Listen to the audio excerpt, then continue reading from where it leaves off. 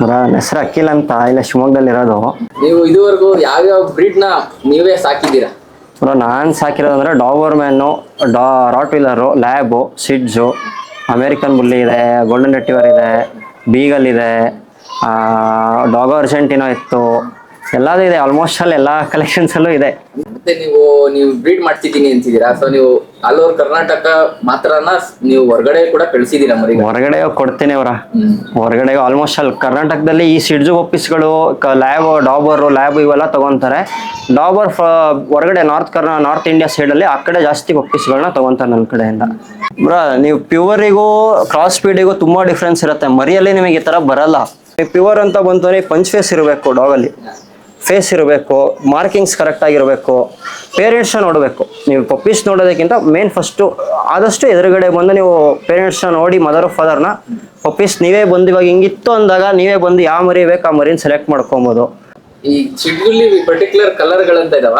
Particular colour ಅಂದರೆ try colour ಇದೆ, black and white ಇದೆ, ಬರ್ಗೆಂಡಿ ಇದೆ, ಆರೆಂಜ್, ವೈಟ್ ಆ್ಯಂಡ್ ಆರೆಂಜ್ ಇದೆ. ಒಂದು 4-5 ಕಲರ್ಸ್ ಸಿಗುತ್ತೆ. ಆದರೆ ಆಲ್ಮೋಸ್ಟ್ ಅಲ್ಲಿ ಇಲ್ಲೆಲ್ಲ ಲೈಕ್ ಮಾಡೋದು ನಮ್ಮ ಶಿವಮೊಗ್ಗದಲ್ಲಿ ಟ್ರೈ ಕಲರ್ಸ್ ಮಾತ್ರ ಫಸ್ಟ್ ಪ್ರಿಫರೆನ್ಸ್ ಕೊಡ್ತಾರೆ. ಬ್ರೀಡಿಂಗ್ ರೆಡಿ ಇದೆ ಅನ್ನಕ್ಕೆ ಎಷ್ಟು ತಿಂಗಳು ಅಥವಾ ಎಷ್ಟು ವರ್ಷ ತಗೋಬೇಕಾಗುತ್ತೆ? ನೀವು ಹೊರಗಡೆ KC ರೂಲ್ಸ್ ಪ್ರಕಾರ ನೋಡಿದ್ರೆ 2 years ಬೇಕು ಬ್ರೀಡಿಂಗ್ ಮಾಡೋದಕ್ಕೆ. ಏನೋ ಮೆಡಿಸಿನ್ ಕೂಡ ಮಾಡ್ತಾರೆ ಅಂತಾರೆ, ಹೌದಾ? ಮೆಡಿಸಿನ್ಸ್ ಮಾಡ್ತಾರೆ ಅವರು, ಬಟ್ ಆದರೆ ಅದು ಅಷ್ಟು ಗ್ಯಾರಂಟಿ ಇರಲ್ಲ. ನ್ಯಾಚುರಲ್ ಆಗಿ ಅದು 6 months ಒಂದ್ಸಲ ಒಂದು ಫೀಮೇಲ್ಸ್ ಅಂತ ಇತ್ತು ಅಂದಮೇಲೆ ಈಟಿಗೆ ಬಂದೇ ಬರುತ್ತೆ.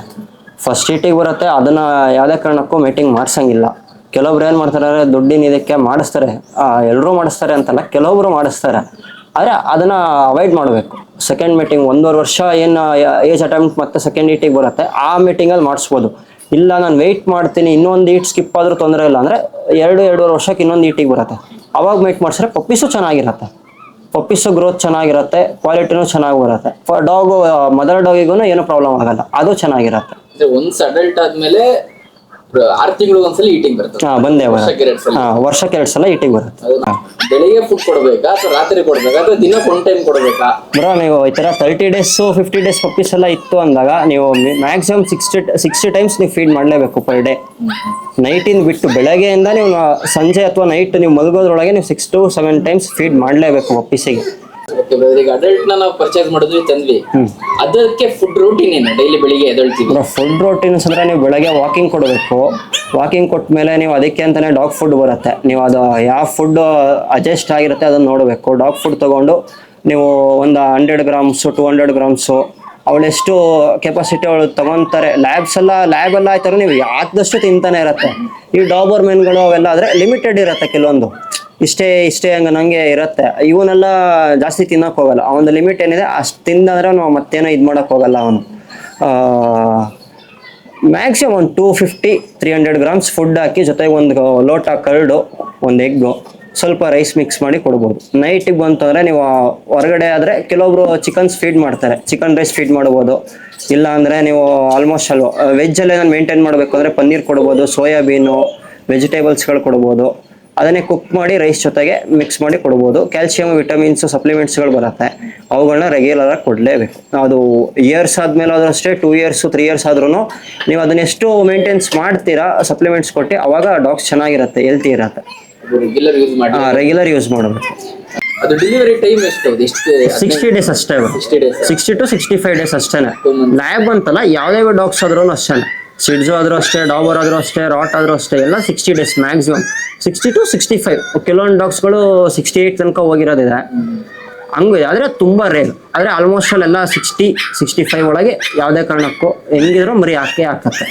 ಅಲ್ಲೇ ಫಸ್ಟ್ ವ್ಯಾಕ್ಸಿನ್ಸು, ಪಪ್ಪಿ ಡಿಪ್ಪಿ, ಡಿವರ್ಮಿಂಗ್ಸ್ ಎಲ್ಲ ನೀವು 15 days ಬ್ರೀಡಿಂಗ್ ಮಾಡ್ತೀವಿ ಅಂದಾಗ ಒಂದು 25 days 20 days ಇಂದನೇ ಡಿವರ್ಮಿಂಗ್ ಎಲ್ಲ ಮಾಡಿಕೊಂಡು ಸಪ್ಲಿಮೆಂಟ್ಸ್ ಕೊಡ್ತೀವಿ. ಸಪ್ಲಿಮೆಂಟ್ಸ್ ಅಂದರೆ ಡಿವರ್ಮಿಂಗ್ ಮಾಡಿ ಒಳ್ಳೆ ಡಯಟ್ ಫುಡ್ ಮೇಂಟೈನ್ ಮಾಡ್ತೀವಿ. ಮರಿಗಳಿಗೆ ಡಿವರ್ಮಿಂಗ್ ಮಾಡ್ತೀವಿ. ಮರಿಗಳಿಗೆ ಡಿವರ್ಮಿಂಗ್ ಮಾಡ್ತೀವಿ. ಡಿವರ್ಮಿಂಗ್ ಮಾಡಿ ಸಪ್ಲಿಮೆಂಟ್ಸ್ ಮೇಂಟೈನ್ ಮಾಡ್ತೀವಿ.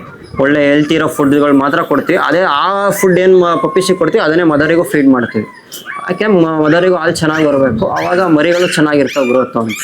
ತಾಯಿ ಜೊತೆ ಎಷ್ಟು ದಿವಸ ಇರಬೇಕು? ಅದು ತಾಯಿ ಮ್ಯಾಕ್ಸಿಮಮ್ 35 to 40 days ಇರಬೇಕು. ಅದಾದ್ಮೇಲೆ ಒಂದು 40 days ಕ್ರಾಸ್ ಆಗ್ತಿದ್ದಾಗೆ ತಾಯಿನೇ ನಿಮಗೆ ಪಪ್ಪಿನ ಒಂಚೂರು ದಬ್ಬೋದು, ಅಷ್ಟು ಹಾಲು ಕುಡಿಸೋದು ಅದೆಲ್ಲ ಕಮ್ಮಿ ಮಾಡ್ತಾ ಹೋಗುತ್ತೆ. ಪಪ್ಪೀಸ್ನ ಒಂಚೂರು ದೂರ ಇಡಕ್ಕೆ ಟ್ರೈ ಮಾಡ್ತಾ ಇರತ್ತೆ, ಹಾಲು ಕುಡ್ಸೋದು ಬಿಡ್ಸೋದಕ್ಕೆ ದೂರ ಇಡ್ತಾನೆ ಇರತ್ತೆ. ಕಾಂಪಿಟೇಷನ್ ಅಂದ್ರೆ ಏನ್ ಮಾಡ್ತಾರೆ? ಕಾಂಪಿಟೇಷನ್ ಅಂದ್ರೆ ನಿಮಗೆ ಶೋ ರಿಂಗ್ಸ್ಗಳಿಗೆ ಕರ್ಕೊಂಡು ಹೋದಾಗ ಆ ಶೋಗೆ ಅಂತಾನೆ ಕೆಲವೊಂದು ಸ್ಟ್ಯಾಂಡರ್ಡ್ಸ್ಗಳಿದೆ. ಡಾಬರ್ ಮೇಲೆ ಸ್ಪೆಸಿಫಿಕ್ ಆಗಿ ಇಷ್ಟು ಈ ಸ್ಟ್ಯಾಂಡರ್ಡ್ಸ್ಗಳು ಇರಬೇಕು ಅನ್ನೋದಿದೆ. ಶೋ ಕಾನ್ಸೆಪ್ಟ್, ಶೋ ಪಾರ್ಟಿಸಿಪೇಟ್ ಮಾಡಬೇಕು ಅಂದರೆ ಲ್ಯಾಬಿಗೂ ಅಷ್ಟೇ, ಸಿಡ್ಜಿಗೂ ಅಷ್ಟೇ ಆ ಸ್ಟ್ಯಾಂಡರ್ಡ್ ಕರೆಕ್ಟಾಗಿದೆ ಅಂದಾಗ ಮಾತ್ರ ನೀವು ಒಂದು ಡಾಗ್ನ ಶೋಗೆ ಕರ್ಕೊಂಡು ಹೋಗ್ಬೋದು. ಶೋ ಕರ್ಕೊಂಡು ಹೋಗ್ಬೇಕಂದ್ರೆ ಏನೋ ಇದೆ ನನ್ನ ಹತ್ರ ಒಂದು ಡಾಗ್ ಇದೆ ತೊಗೊಂಡೋಗಿ ಶೋಗೆ ಬಿಡಬೇಕು ಅನ್ನೋದಾಗಲ್ಲ. ಅದಕ್ಕೆ ಆಗಿರೋ ಸ್ಪೆಸಿಫಿಕ್ ಆಗಿ ಟ್ರೈನರ್ಸ್ ಇರ್ತಾರೆ. ಅದನ್ನು ಒಳ್ಳೆ ನಮಗೆ ಪ್ಲೇಸ್ಮೆಂಟ್ ಆಗಬೇಕು ಅಂದಾಗ ನಾವು ಹಾರ್ಡ್ವೇರ್ ಸಖತ್ತಾಗಿ ಮಾಡಬೇಕು.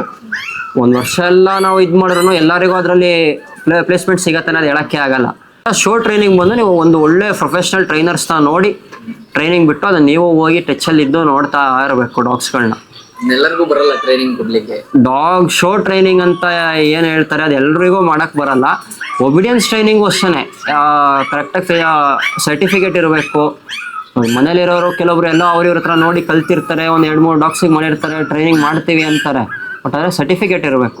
ಅವ್ರ ಹತ್ರ ಇದ್ದಾಗ ನೀವು ಬಿಟ್ಟಾಗ ನಿಮಗೆ ಗೊತ್ತಿಲ್ಲದಿರೋ ಗೈಡೆನ್ಸ್ಗಳನ್ನ ಅವ್ರು ಹೇಳ್ಕೊಡ್ತಾರೆ, ಹೆಂಗೆ ನೋಡ್ಕೊಬೇಕು ಅನ್ನೋದು ಕೇರಿಂಗ್ಸ್ ಹೇಳ್ಕೊಡ್ತಾರೆ. ಅವ್ರ ಕಡೆ ಜಾಸ್ತಿ ಪ್ರಿಫರೆನ್ಸ್ ಕೊಡಬೇಕು. ಅವರು ದುಡ್ಡು ಜಾಸ್ತಿ ತೊಗೊಂಡ್ರು ಅದೇ ಕ್ವಾಲಿಟಿ ಮತ್ತು ಟೈಮಿಂಗ್ಸು ನಿಮ್ಮ ಡಾಗಿಗೆ ಏನು ಬಿಹೇವಿಯರ್ ಬೇಕಾಗಿರುತ್ತೆ ಅದೆಲ್ಲ ಕರೆಕ್ಟಾಗಿ ಮಾಡಿರ್ತಾರೆ. ಶಿವಮೊಗ್ಗದಲ್ಲಿ ಶೋಸ್ ಯಾವ್ಯಾವ ಆಗ್ತವೆ? ಇಲ್ಲ ಆಗಿ ಹೆಚ್ಚು ಕಮ್ಮಿ ಶಿವಮೊಗ್ಗದಲ್ಲಿ ಇವಾಗ 1 year ಪ್ಲಸ್ ಆಯಿತು, ಇನ್ನು ಯಾವುದು ಶೋಸ್ ಆಗಿಲ್ಲ. ಇನ್ಮೇಲೆ ನೋಡ್ಬೇಕು. ಇವಾಗ ಈ ಮಂತ್ ಡಿಸೆಂಬರ್ ಮೇಲೆ ಏನಾದ್ರು ಗೊತ್ತಾಗ್ಬೋದು. ರೆಗ್ಯುಲರ್ ಇಯರ್ಲಿ ಇರುತ್ತೆ. ಯಾರು ಕಂಡಕ್ಟ್ ಮಾಡ್ತಾರೆ? ಇಲ್ಲಿ ಕೆನಲ್ ಕ್ಲಬ್ ಇದೆ ಶಿವಮೊಗ್ಗದ್ದು, ಅಲ್ಲಿ ಅವ್ರ ಕಡೆಯಿಂದ ಕಂಡಕ್ಟ್ ಮಾಡ್ತಾ ಇರ್ತಾರೆ. ಸ್ಟ್ಯಾಕಿಂಗ್ ಮಾಡ್ತೀವಿ. ಆ ಸ್ಟ್ಯಾಕಿಂಗಲ್ಲಿ ಬಾಡಿ ಸ್ಟ್ರಕ್ಚರ್ ನೋಡ್ತಾರೆ, ಮತ್ತು ಅದ್ರ ಬೈಟ್ಸ್ ನೋಡ್ತಾರೆ, ಅಲ್ಲೂ ಕರೆಕ್ಟ್ ಆಗಿದೆಯಾ, ಬೈಟ್ಸ್ ಎಲ್ಲ ಕರೆಕ್ಟ್ ಆಗಿದೆಯಾ ಅಂತ ಚೆಕ್ ಮಾಡ್ತಾರೆ. ಅದು ಮೂಮೆಂಟ್ಸ್ ಹೆಂಗೆ ಕೊಡ್ತಾನೆ ನೋಡ್ತಾರೆ, ಅವನ ಅದ್ರ ಕಡೆ ಗಮನ ಹೆಂಗೆ ಕೊಟ್ಟು ಇದು ಮಾಡ್ತಾನೆ ಅನ್ನೋದನ್ನ ನೋಡಿ ಜಡ್ಜ್ ಮಾಡ್ತಾರೆ. ಬಿಟ್ಟರೆ ರ್ಯಾಂಡಮಾಗಿ ಇದು ಮಾಡೋಕ್ಕೆ ಹೋಗಲ್ಲ. ಒಂದಕ್ಕಿಂತ ಒಂದು ಡಾಗ್ಸ್ಗಳು ಪಳಗಿರತ್ತೆ.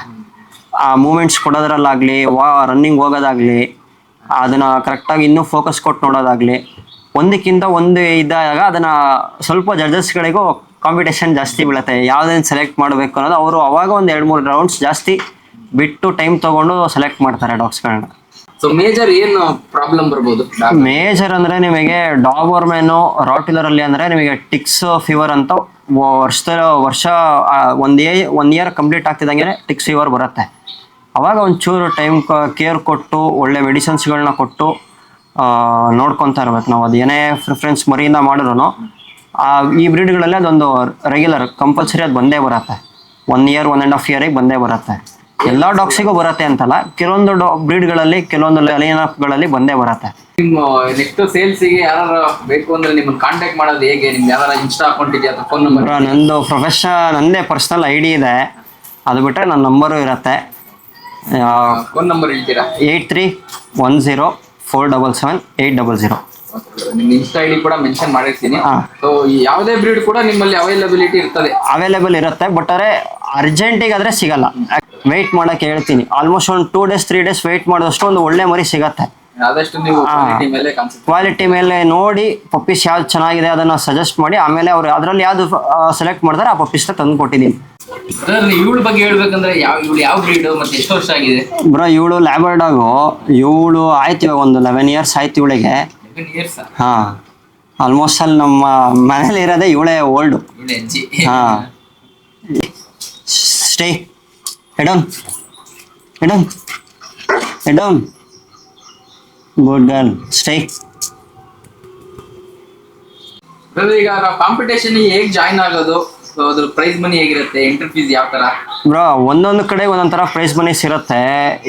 1 lakhಿಗೂ ಇರುತ್ತೆ, 50,000 ಇರುತ್ತೆ, 25,000 ಫಸ್ಟ್ ಪ್ಲೇಸ್ಮೆಂಟ್ಸು, ಸೆಕೆಂಡು ಥರ್ಡು ಅಂತ ಕನ್ಸಿಡರ್ ಮಾಡಿರ್ತಾರೆ. ನೀವು ಅದನ್ನು ಅಲ್ಲಿ ನಿಯರ್ ಬೈ ನಿಮ್ಮ ಡಿಸ್ಟಿಕ್ಸಲ್ಲಾಗಲಿ ಇಲ್ಲ ನಮ್ಮ ಶಿವಮೊಗ್ಗದಲ್ಲಾಗಲಿ ಆ ಟೈಮಲ್ಲಿ ಪಾಂಪ್ಲೆಟ್ಸ್ಗಳು ಬರುತ್ತೆ. ಇಲ್ಲ ನೀವು ಯಾರ ಹತ್ರ ಪಪ್ಪೀಸ್ ಕಲೆಕ್ಟ್ ಮಾಡಿರ್ತೀರ ಅಲ್ಲಿ ಪೆಟ್ ಶಾಪ್ಸ್ಗಳು ಎಲ್ಲಿರುತ್ತೆ ಅಲ್ಲೆಲ್ಲ ಆಲ್ಮೋಸ್ಟ್ ಅಲ್ಲಿ ನಿಮಗೆ ಅಡ್ವರ್ಟೈಸ್ಮೆಂಟ್ಗಳು ಕೊಟ್ಟಿರ್ತಾರೆ. ಆವಾಗ ನೀವು ನೋಡಿ ಅದನ್ನು ಕಾಂಟ್ಯಾಕ್ಟ್ಸ್ ನಂಬರ್ಗಳಿರುತ್ತೆ, ಅಲ್ಲಿ ನೀವು ಬಂದು ರಿಜಿಸ್ಟರ್ ಮಾಡ್ಬೋದು. ಇಲ್ಲ ಸ್ಪಾಟಿಗೆ ಬಂದಾಗಲೂ ಅಲ್ಲೂ ರಿಜಿಸ್ಟರ್ ಮಾಡಿ ನೀವು ಇದು ಮಾಡ್ಕೊಬೋದು. ಮಾತಾಡಿದ್ದು ತುಂಬಾ ಖುಷಿ ಆಯ್ತು. ನಮ್ಮಲ್ಲಿ ಇರುವಂತ ಸ್ವಲ್ಪ ಎಷ್ಟು ನಿಮ್ಮ ಎಕ್ಸ್ಪೀರಿಯನ್ಸ್ ಎಷ್ಟು ನನಗೆ ಎಷ್ಟು ಗೊತ್ತಿದೆ ಅಷ್ಟು ಹೇಳಿದ್ದೀನಿ. ಯಾರು ಪಪ್ಪೀಸ್ ಬೇಕು ಅಂದ್ರೆ ನಿಮ್ನ ಕಾಂಟ್ಯಾಕ್ಟ್ ಮಾಡ್ತಾರೆ. ನಾನು ಡಿಸ್ಕ್ರಿಪ್ಷನ್ ಅಲ್ಲಿ ನಿಮ್ಮ ಅಕೌಂಟ್ ID ಮತ್ತೆ ಫೋನ್ ನಂಬರ್ನ ಹಾಕಿರ್ತೀನಿ. ಯಾರು ಫೋನ್ ಮಾಡಿದ್ರೆ ಅವರಿಗೆ ರೆಸ್ಪಾನ್ಸ್ ಮಾಡಿ. ಸರಿ ಬ್ರದರ್, ಆಯ್ತು. Thank you. ಮಾತಾಡಿ. Thanks bro.